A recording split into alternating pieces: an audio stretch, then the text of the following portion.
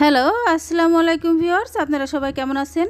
আশা করি সবাই অনেক অনেক ভালো আছেন। আমিও আলহামদুলিল্লাহ ভালো আছি। আপনাদেরকে আজকে দেখাতে যাচ্ছি গ্রামের একটি ঐতিহ্যবাহী খুদের বউ ভাত ও ভর্তার রেসিপি।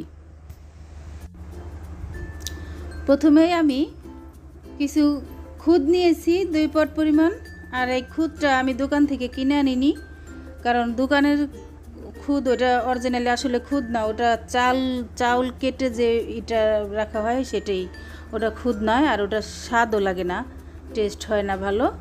আমি আমার পাশের বাড়ি এক ভাবি আছে, ওনাদের ক্ষেতের ধানের চাল ভাঙাইছে, তাই সেখান থেকে আমি খুদ কিনে এনেছি। এখানে আমি খুদ ধুয়ে সেখানে আমি রসুন কুচি দিয়ে দিয়েছি মরিচ কুচি আর পেঁয়াজ কুচি,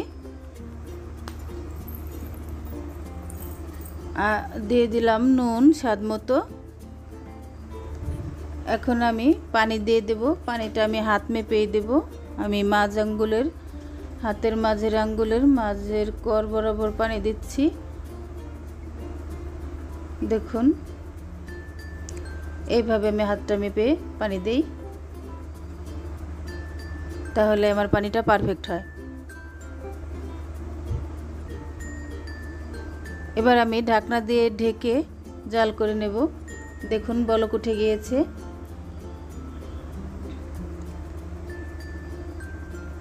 একটু নেড়ে দিচ্ছি।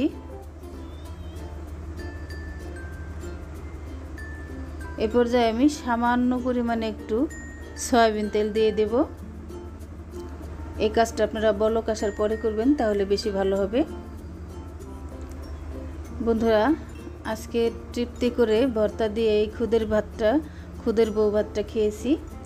আপনারা কমেন্ট করে অবশ্যই জানাবেন আমার খুদের বউ ভাত কেমন হয়েছে, আর কমেন্ট করে জানাবেন আপনাদের কী ধরনের ভিডিও প্রয়োজন। সেই সাথে আমার চ্যানেলটিকে সাবস্ক্রাইব করে পাশে থাকবেন বন্ধু হয়ে। এখন আমি শুকনো মরিচ ভেজে নিয়েছি, কালো জিরা ভেজে নেব।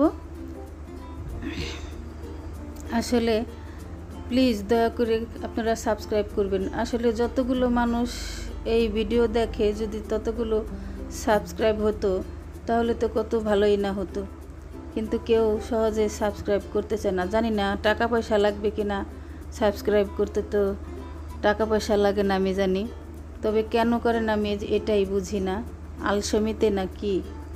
দেখুন, আমি কালো জিরা ভেজে নিয়েছি। এখন 4-5 কোয়া রসুন আমি ভেজে নেব।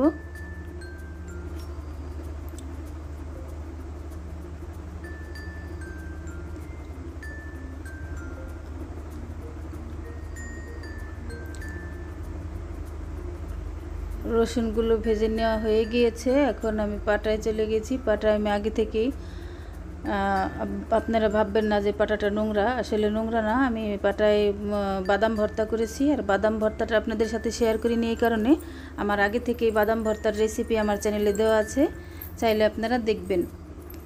এখন আমি ওই পাটায় আমি শুকনো মরিচ, পেঁয়াজ আর কী যেন বলে, কালো জিরা বেটে ভর্তা করে নেব,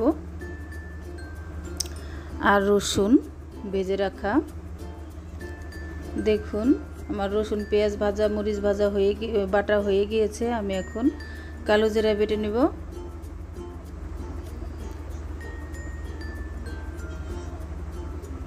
দেখুন, আমার কালো জিরা বাটাটা হয়ে গিয়েছে। আমার ভর্তাটা দেখুন কি সুন্দর মিহি করে আমি বেটেছি, অল্প করেই করেছি, আমরা মানুষ জনসংখ্যায় কম তো তাই।